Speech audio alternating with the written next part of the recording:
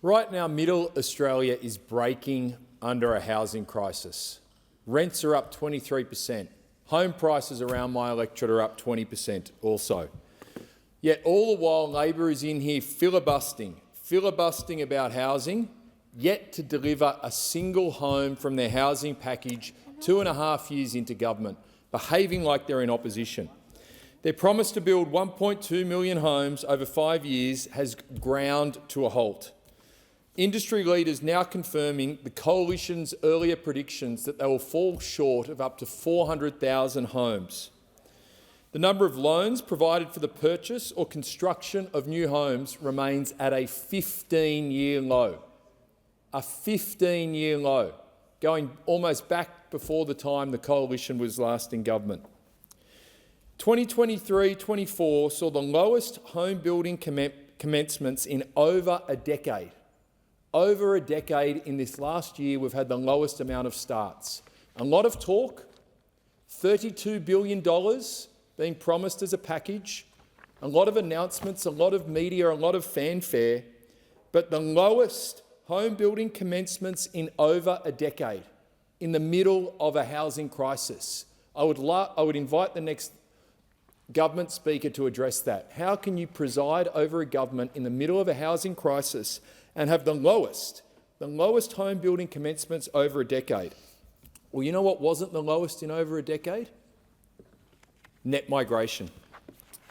Net migration was 463,000 people last year, with only 158,000 new housing commencements.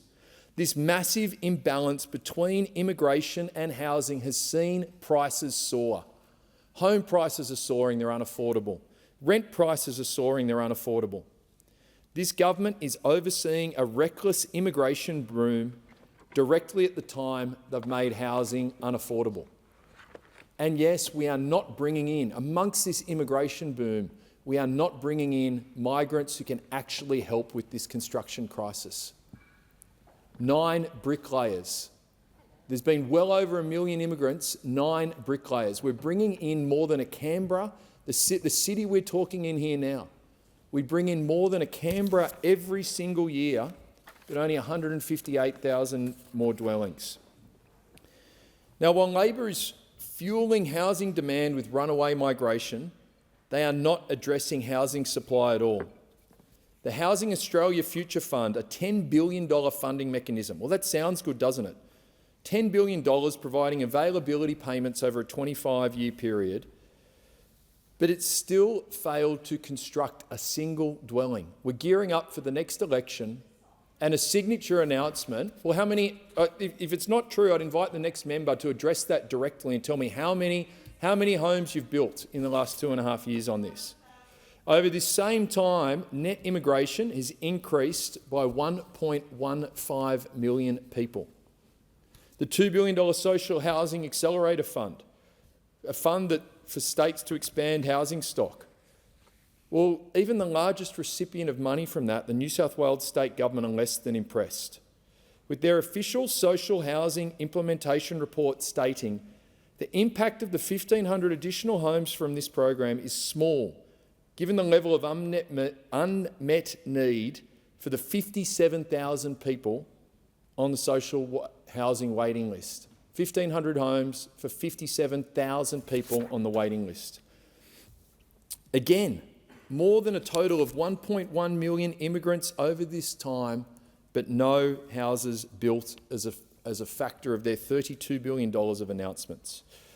Now, it's important to contextualise this number because, look, right now I read an industry expert estimate that maybe they'll complete 40,000 by the end of their time in government. Well, actually, there was granny flat reforms in New South Wales in 2019 that actually led to a bigger improvement than that. That created 49,000 extra dwellings from granny flat reforms that cost the taxpayer zero. Not 32 billion, zero. What would the Liberal Party do differently? Well, firstly, would ensure that infrastructure funding is prioritised, meaning that state governments, councils and local communities aren't left footing the bill of a runaway migration program and population growth. Further, our plan will look to reduce housing pressures by freezing red tape, reducing migration and banning foreign investment.